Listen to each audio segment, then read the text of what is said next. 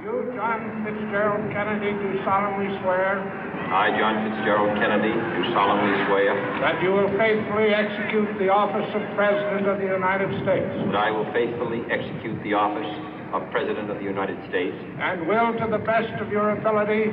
And will, to the best of my ability. Preserve, protect, and defend the Constitution of the United States. Preserve, protect, and defend the Constitution of the United States. So help you God. So help me God.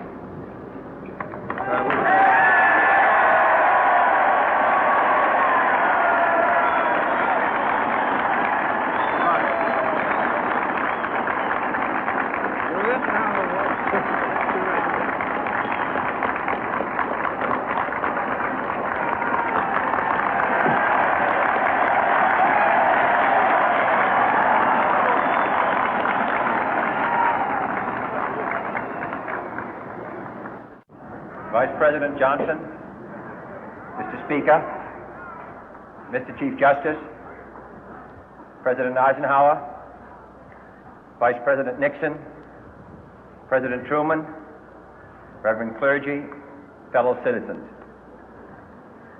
We observe today not a victory of party, but a celebration of freedom, symbolizing an end as well as a beginning, signifying renewal as well as change. For I have sworn before you and Almighty God the same solemn oath our forebears prescribed nearly a century and 3/4 ago. The world is very different now, for man holds in his mortal hands the power to abolish all forms of human poverty and all forms of human life. And yet the same revolutionary beliefs for which our forebears fought are still at issue around the globe. The belief that the rights of man come not from the generosity of the state, but from the hand of God. We dare not forget today that we are the heirs of that first revolution. Let the word go forth from this time and place to friend and foe alike that the torch has been passed to a new generation of Americans born in this century, tempered by war, disciplined by a hard and bitter peace, proud of our ancient heritage, and unwilling to witness or permit the slow undoing of those human rights to which this nation has always been committed and to which we are committed today at home and around the world.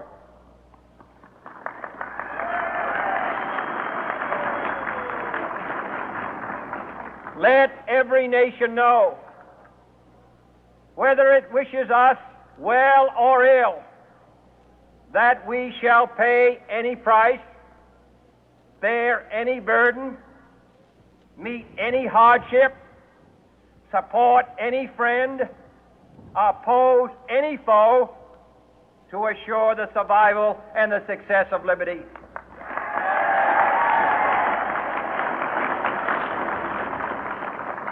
This much we pledge and more.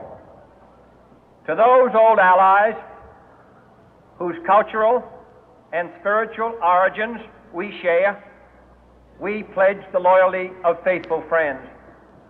United, there is little we cannot do in a host of cooperative ventures.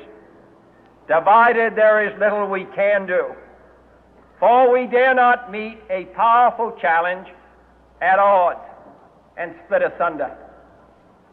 To those new states whom we welcome to the ranks of the free, we pledge our word that one form of colonial control shall not have passed away, merely to be replaced by a far more iron tyranny. We shall not always expect to find them supporting our view, but we shall always hope to find them strongly supporting their own freedom, and to remember that in the past, those who foolishly sought power by riding the back of the tiger ended up inside.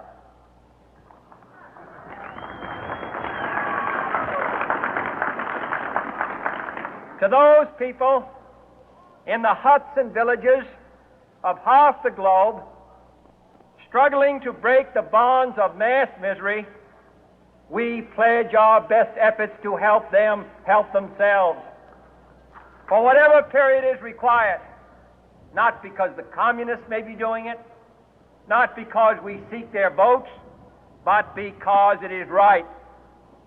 If a free society cannot help the many who are poor, it cannot save the few who are rich.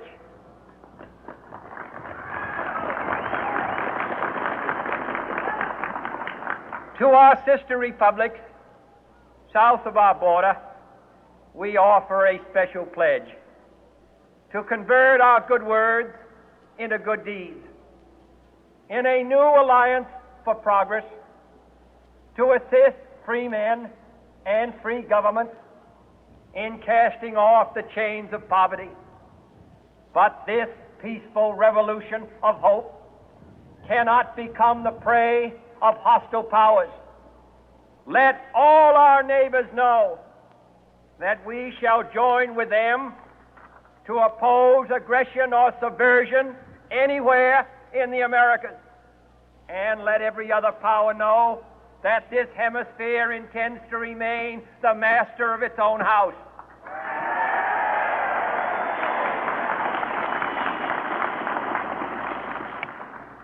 To that World Assembly of Sovereign States, the United Nations, our last best hope, in an age where the instruments of war have far outpaced the instruments of peace, we renew our pledge of support to prevent it from becoming merely a forum for invective, to strengthen its shield of the new and the weak, and to enlarge the area in which its writ may run.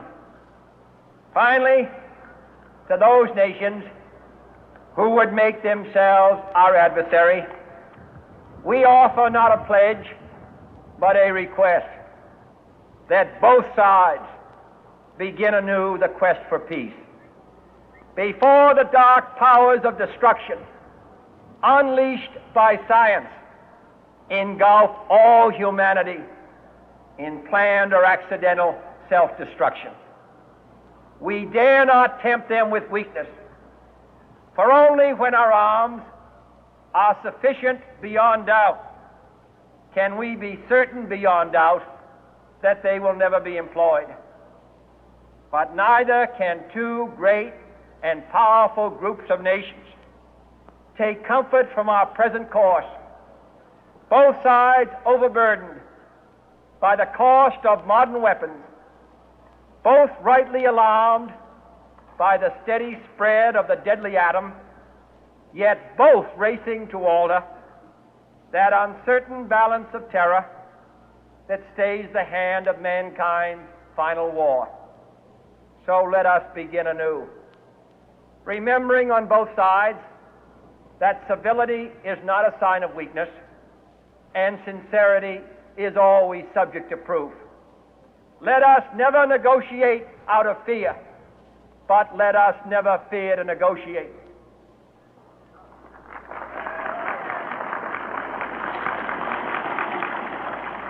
Let both sides explore what problems unite us, instead of belaboring those problems which divide us. Let both sides, for the first time, formulate serious and precise proposals for the inspection and control of arms, and bring the absolute power to destroy other nations under the absolute control of all nations.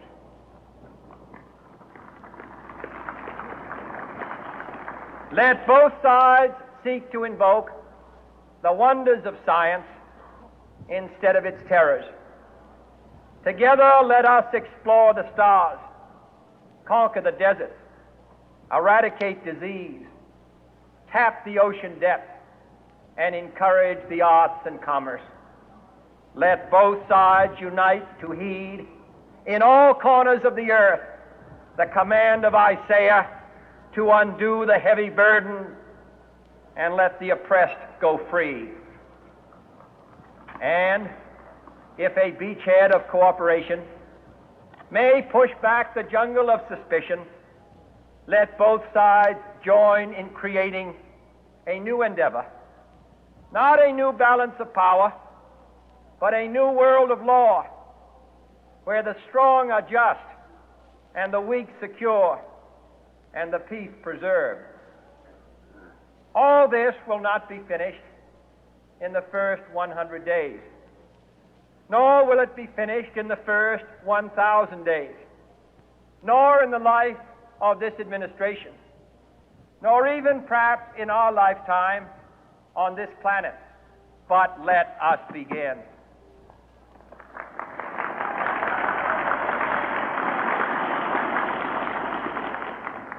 In your hands, my fellow citizens, more than mine, will rest the final success or failure of our course.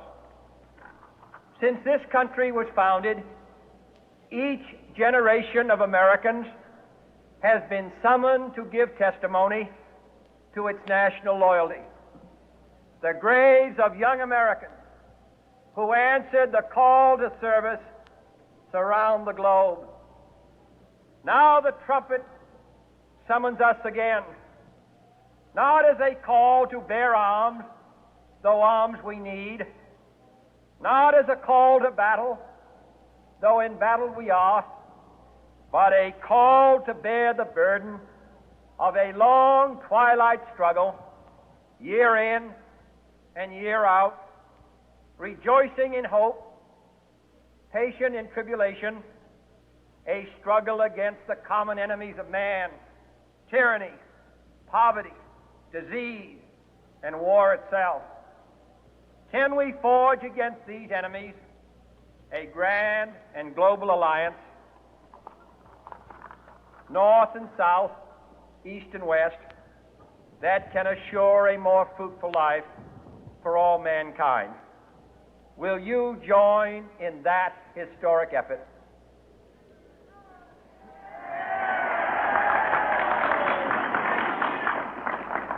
In the long history of the world, only a few generations have been granted the role of defending freedom in its hour of maximum danger. I do not shrink from this responsibility. I welcome it.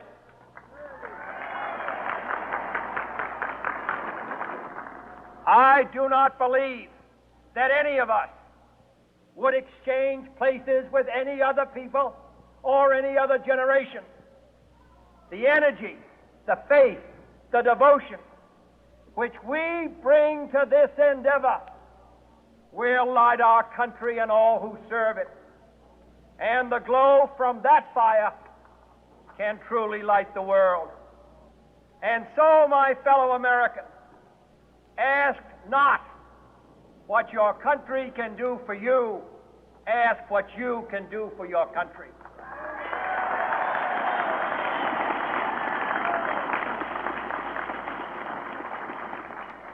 My fellow citizens of the world, ask not what America will do for you, but what together we can do for the freedom of man.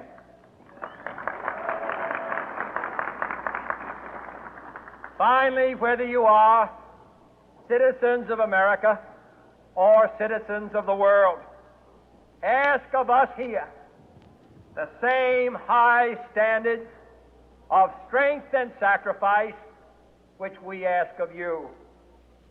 With a good conscience, our only sure reward, with history the final judge of our deeds, let us go forth to lead the land we love, asking His blessing and His help, but knowing that here on earth, God